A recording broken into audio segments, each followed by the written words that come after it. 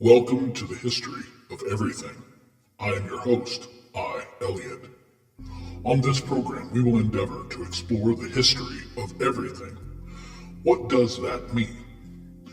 We will concern ourselves with developing a mega-macro overview of the world in which we dwell, the universe wherein our planet resides, the interdimensional realms beyond that, including the unseen world, and potentially of greater importance, the connections between these various dimensions, to the end of explaining the great questions of mankind.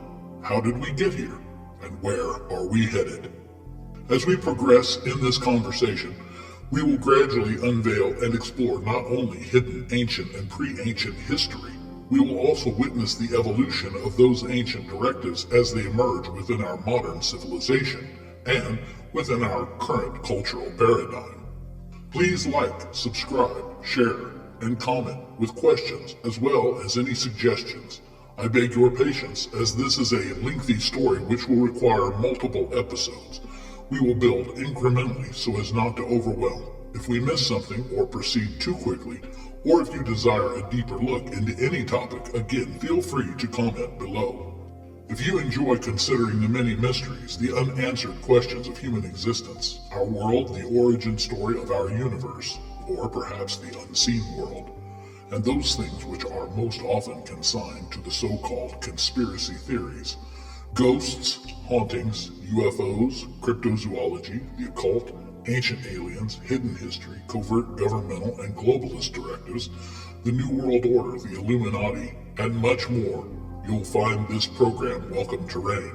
We will attempt to show evidence for the existence of such things, and more importantly, to synthesize and describe the interconnections between all these things, and how they were implemented, and are being used in concert even today to perpetrate an ongoing crime against all humanity. Because knowledge is power. If we know our enemy, we will be better able to stand against it.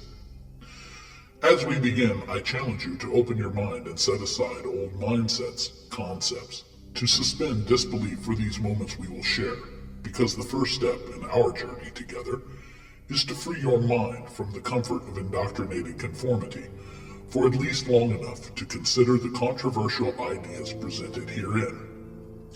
Before we begin, I would like to offer a word of thanks to Dirt Hippie Productions for allowing us the access to their facilities and room on their YouTube channel to present these ideas anonymously as a means of affording ourselves some protection as I share these dangerous ideas.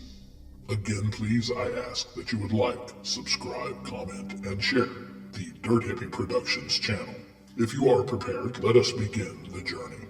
Our universe, our galaxy, our planet, our humankind came from somewhere, and there are many theories about how they came to be.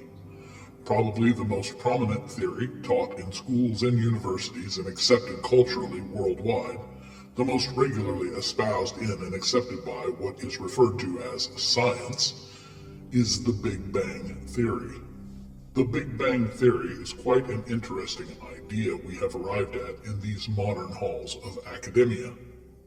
The Big Bang, cooked and served up hot for the consumption of the masses, who gulp it down and parrot it back as if it were simply a proven fact, and many gleefully accept it as settled science, as if there exists some homogenized authority called science.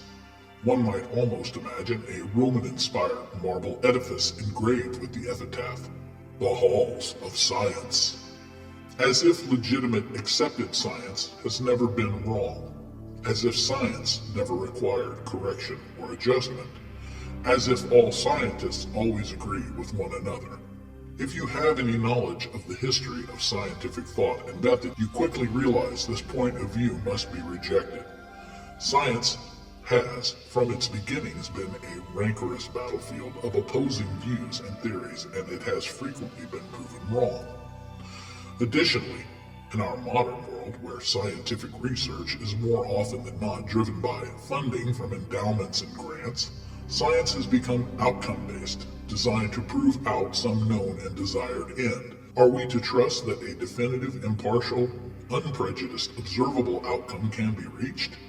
A quick look at pharmaceutical corporations should quickly dissuade us from the notion of a monolithic science that is all-knowing or concerned in any way with the genuine truth or the greater good.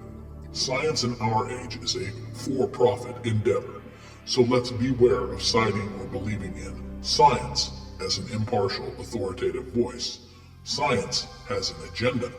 Science, for the most part, has become myopic, willing to trust in its perceived authority rather than to investigate difficult topics. Things which science promotes are facts. Any contrary evidence or theories are simply summarily dismissed. Science will not look and cannot see beyond the time-space continuum. It is willing to fumble around its own myopic squalor trapped within matter which it believes to be the ultimate expression of reality. In fact, it can barely even consider an existence beyond our own or theories outside the establishment, and so science becomes totally blind. The idea of the Big Bang Theory should repulse us just on the basis of probability. The idea that all the micro and macrocosms, the interrelated and interconnected relationships found in our biology, nature, and the universe itself required for life to exist here on this planet. Our very location within our universe happened by sheer random chance, a random event, a cosmic explosion. On the outside it seems preposterous, but that's science. Before we submit ourselves to this so-called scientific view, which cannot see beyond itself or time or space and believes this material plane of existence to be the quintessence of being, let's consider some other thoughts, shall we? Voices from the past, great thinkers, scientists, philosophers, and others who prepared the foundational aspects of thought, reason, rational thinking, and logic. Consider mathematics. Even if you hate math, in ancient times mathematics was seen as the basis of everything. Pythagoras was a student of Plato and Aristotle, and he saw his work in the field of mathematics as a means of advancing the ideas of Plato and Aristotle. Allow me to paraphrase from the article, Christianity and Mathematical Sciences, The Heliocentric Hypothesis by J.J. O'Connor and E.F. Robertson. This article, with all other resource materials, will be linked in the description below for your further study. My paraphrase. Plato recognized absolute fundamental meaning of concept before real value, that the conceptual held greater truth than the real, ideal as greater than material. He saw mathematics as providing the most fundamental of all ideals. He proposed the concept of an eternal world created by God, turning disorder into order. God, he believed, put intelligence into the soul, and the soul into a man. Furthermore, he believed that real knowledge could not be gained by the senses, coincidentally the only source modern science considers, and not even in its entirety. It's astounding to think that what we consider supernatural might well be the most natural state of being that there is. Aristotle built upon Plato's ideas. Aristotle discussed God at length in his work and was quite a religious fellow in all things.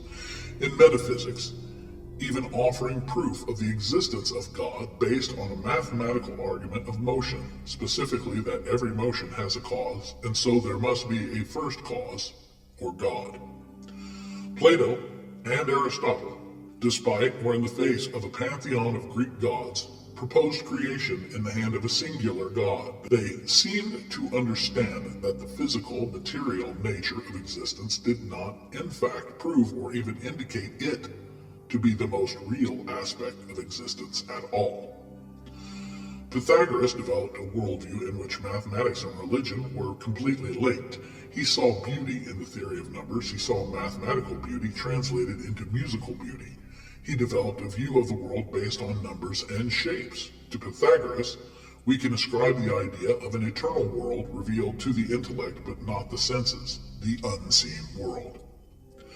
These ancient thinkers seem more open to and possibly closer to real truth than our modern scientific community. They understood that there was a greater reality beyond what we can see and touch, which they understood to be the source code, if you will, providing the basis for all we experience with our physical senses. Later, people like Augustine, St. Thomas Aquinas, Copernicus, Kepler, Galileo, and Newton all promoted the view that mathematics, geometry, physics all pointed directly to the existence of a creator, and by extension, an unseen world.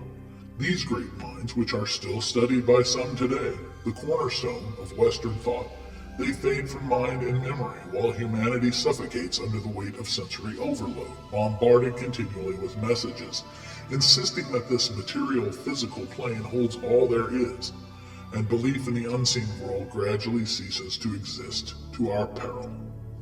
In his paper, An Augustinian Perspective on Philosophy of Mathematics, linked in the description below, James Bradley of the Department of Mathematics and Statistics at Calvin College states, Augustine is saying that the capacity to understand some truths, such as basic truths of mathematics, was hardwired into our brains as part of our creation. This provides an explanation of how we, as physical beings, are able to access truths that are not physical. Mathematical truths are eternal, transcendent propositions independent of human minds. Their certitude comes from the fact that they originate in God's thoughts. Mathematics is effective in helping us understand the physical universe for two reasons. One, God used the patterns expressed by mathematics in creating the universe, and two, God built the capacity to do mathematics into the human mind. For example, Augustine writes, so if you see anything at all that has measure, number, or order, do not hesitate to attribute it to God as craftsman. If you take away all measure, numbers, and order, there is absolutely nothing left. Augustine saw this double proof that mathematics proved both God's existence and design, including not only those things we can experience by our senses, this physical material reality, but also the unseen world, the domain of God. The eminent mathematician and astronomer Johannes Kepler believed that matter necessitated geometry, and that geometry, pre-existent geometry, in the mind of God, that is, served as the very model for the creation of our universe. Kepler's desire was to prove the existence of God, and his creative effort seen in our universe through the order of matter. Kepler believed geometry existed before the creation. And that is our topic for this episode. What happened before the designer created humanity and this physical material plane? This is prehistory. Now we come to the time when we must set aside the concepts and constructs that constrain us as we consider what was before what is of the reality we believe we know. The work of a designer, a creator, not a big bang, not a random cosmic event. Nobel laureate Sir Fred Hoyle and his colleague N.C. Wickremesinghe took the probability of randomly assembling one enzyme.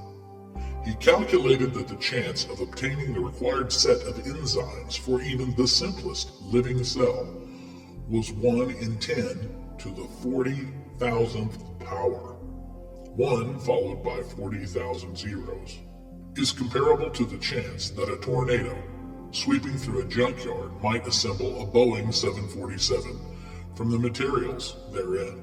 Since the number of atoms in the known universe is infinitesimally tiny by comparison, 10 to the 80th power, even a whole universe full of primordial soup wouldn't have a chance. For all intents and purposes, an event qualifies in real-world terms as impossible. Intelligent design, or creator God. What sort of things do we imagine when we as humans speak of such things as God? Roman gods, Greek gods, Egyptian gods, Norse gods, Hindu gods. Consider these images created in the mind of humanity, conceived, envisioned, and fashioned in our own likeness. They have even been given human or humanoid form. Is that the image of God in us, or is that the suggestion that we are playing God? Like they are limited, finite, requiring in many cases a pantheon of gods, not a god, but plural gods. These gods actually represent our limited conception of God. Not completely wrong, but fatally flawed. Incomplete conceptions born of finite minds constrained by physical reality and unable to contemplate the true and infinite nature of the Creator. An infinite being cannot be fully understood by a finite creature or creation. As we progress in this series, this factor will limit our ability to discern every detail. We will be limited by our very finite nature and the mechanism of our existence.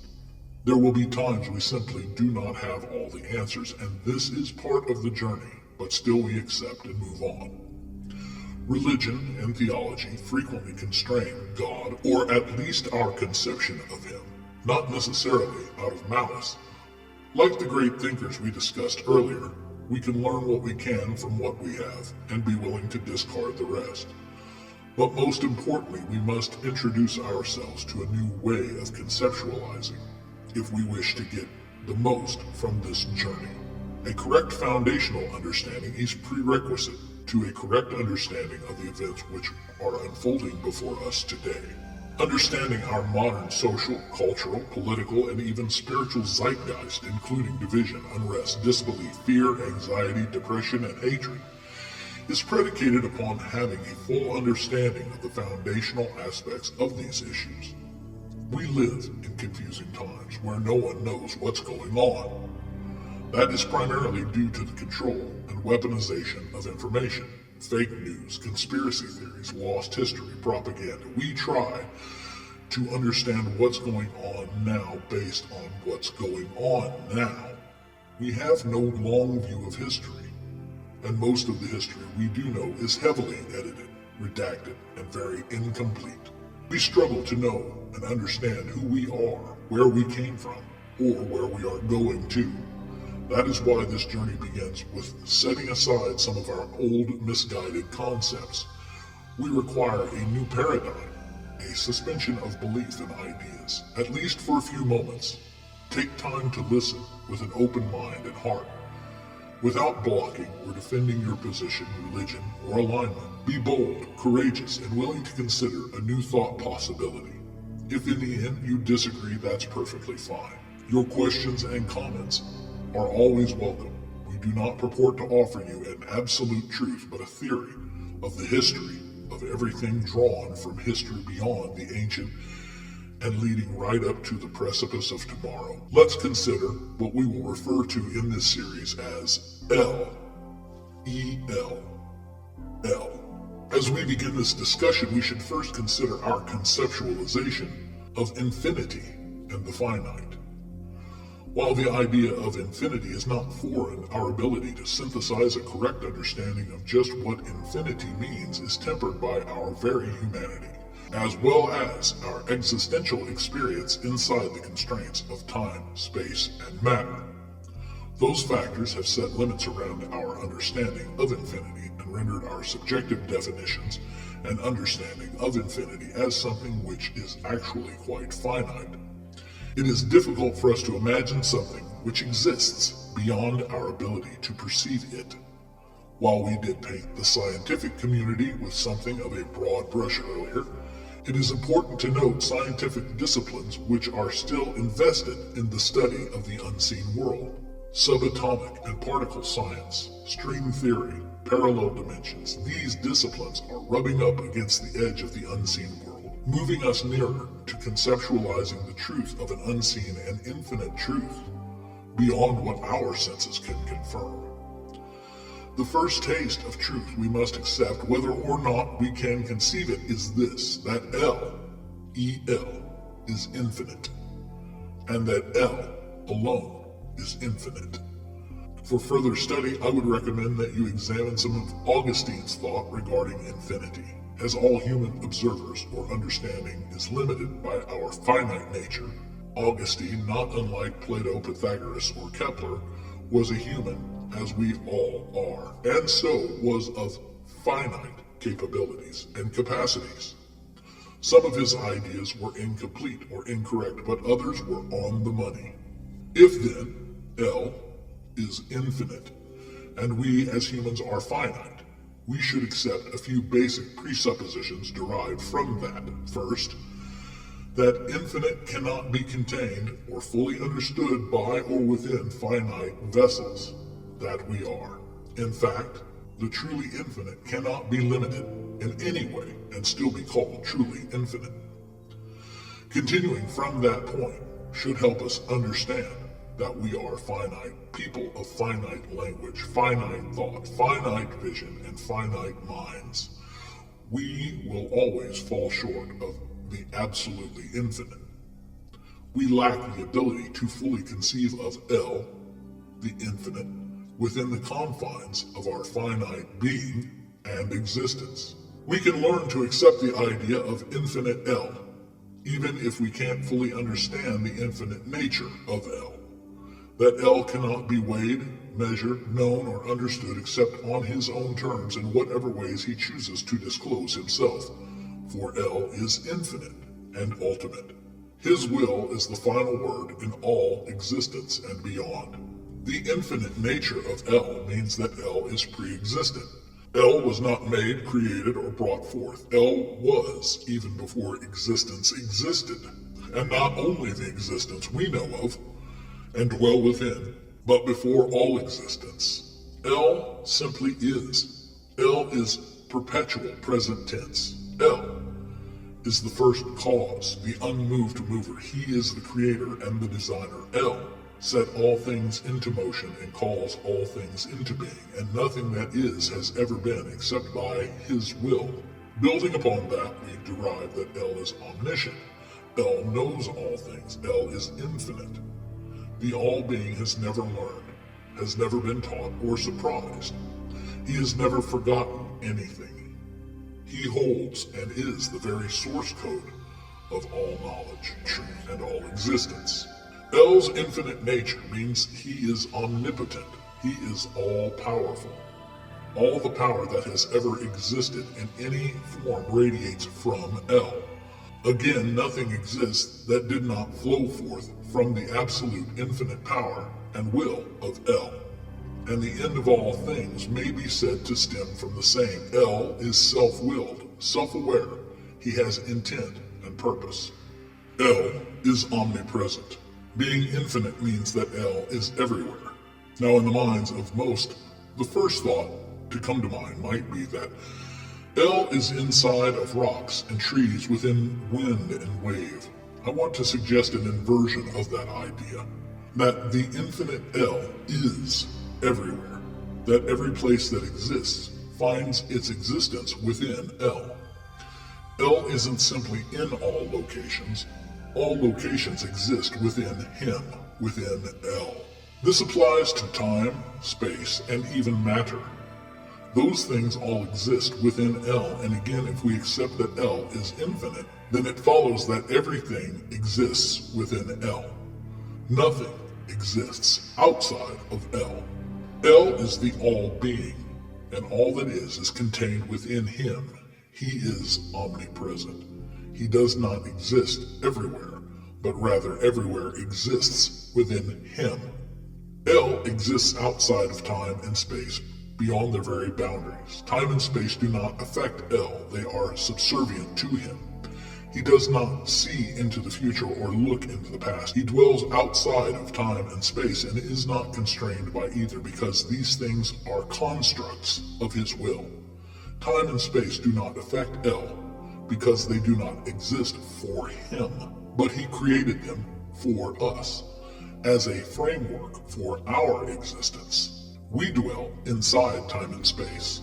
L exists outside of them in perpetual, perfect, present tense, referring to himself in perpetual first person as I am. Consider our world, our galaxy, our universe. All things that exist find their being and are contained within L, the infinite, the all-being, eternal. all-knowing, all-powerful El, the first cause, the unmoved mover, the creator. There is nothing beyond or outside of El. All points of time and space are available and open to El perpetually. Nothing is hidden from him. The infinite, eternal El sets everything in his perfect order. However, our finite nature and the limits of our ability to see and perceive the entirety of his will and his plan have conspired together with our pride to convince us to a large part to refute and deny El. Please do not mistake my limited rendering of El as merely another figure similar to those found in many religions. I am not offering a Sunday school narrative, a theology, or a set of doctrines. I want to try my best to build an unrestricted understanding of El. I, not unlike yourself, am on a journey seeking to understand and exposit as best I can in my humanity the very nature of truth. What becomes clear is that for some unknown reason, it seems that humanity has been granted a special relationship with El. And this too is a portion of the truth we seek here. How do we understand or even attempt to explain the basis for this special connection or relationship and consider the divisions, turmoil, anger, prejudice, hatred, and general ugliness of humanity? Can we even consider why El would create such a ghastly thing as humanity? If we can allow ourselves for a moment to accept the nature of El, then we can at least acknowledge the possibility of the creation of our universe. If we can accept creation, then we might be able to consider that there was something prior to the point of creation, and that something must have had a will, a plan, a purpose. We suggest the will and the plan were pre-existent within El. Can we imagine the purpose of El? Try if you can to imagine the existence of El prior to the creation of our time-space-matter continuum. Beyond those limits, imagine that El had created a race of servant beings, living, sentient beings, but not endowed by their creator with physical bodies as we understand them, also not given self-will or self-determination. These beings are known as the Malak, who were beings of light. They were created by and for El to dwell within him. We cannot speculate on the specifics of why or how. We only know that El desired them to exist, to serve him and to serve his will. They have, over the course of our existence, been entrusted by El as ambassadors and messengers at various times and places to humanity. But in the end, they are the servants of El. They did not require a physical body because they did not exist within a material plane, but somewhere in the unseen world within El. How does one express the passage of time when time doesn't exist? Again, we don't know, but at some point it's possible that El became dissatisfied with the relationship he enjoyed with these beings, the Malak. Perhaps because all of their thoughts, feelings, and interactions were essentially determined by El, almost like automatons or robots, if you will. Whatever the cause, at some point El willed that he should create a new type of being. These beings would have a physical nature, thus requiring a physical material plane of existence. These beings would be self-willed. They would not be compelled into servanthood. Their relationship with El would be voluntary, unlike the Malak in nearly every way. This race of physical self-willed beings can be seen in your own mirror, for this was the conception of the human race. Here we find the purpose behind the creation of our universe and every aspect of our existence. El's desire for us led him to create not only our universe, but the very time-space-matter continuum prior to that as the framework from which it hangs. And all this and we exist within El himself. The entirety of the creation of our universe is predicated upon a four-dimensional plane of existence. Those dimensions are time, space, matter. They are all required for our universe and even ourselves to exist. Without these dimensions, our universe, our galaxy, and our Earth cannot be supported. The fourth dimension, the constant dimension across all planes of existence, the constant trans-dimension, if you will, is energy. If we were somehow able to behold L externally, we would likely perceive him as a field of pure energy. However, due to his infinite nature, there is no means by which we can attain the distance this perspective would require. And what L is goes far beyond a mere field of energy. He is the field of energy from which all existence is derived. Self-willed, self-aware, benevolent, omnipresent, omniscient, omnipotent. L is the very essence of all that reality is. All that we are, all that we think we know, and everything beyond that is contained within him, L. The question we face in our next episode: how would the Malak take the news of L's plan to create humanity?